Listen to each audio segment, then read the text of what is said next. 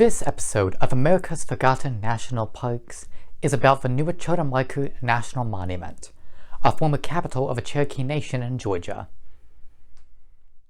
In 1819, the city of Newtown was established by the Cherokee near what is now Calhoun, Georgia. The Cherokee adopted a republican form of government in 1820, and 5 years later, the Cherokee Nation's capital was moved to Newtown. The city was renamed New Echota in honor of the former capital. Over the next decade, New Echota grew into a very urban area. Taverns, shops, shoe stores, and a school were all built. For government functions, a council house and Supreme Court building were constructed. On February 21, 1828, the first edition of the New Echota newspaper, the Cherokee Phoenix, was published. The paper utilized the Cherokee syllabary created by Sequoyah.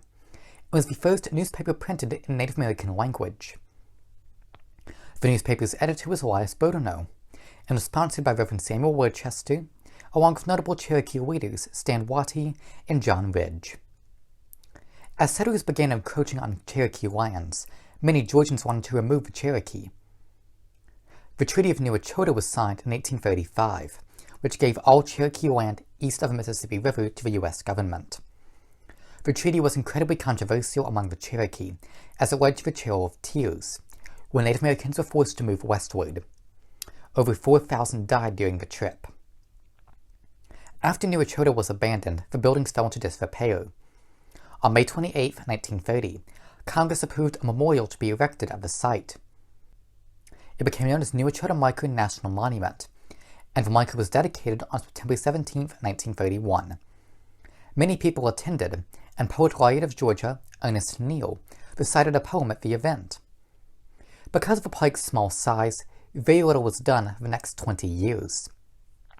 The site was abolished on September 21, 1950, and transferred to the state of Georgia.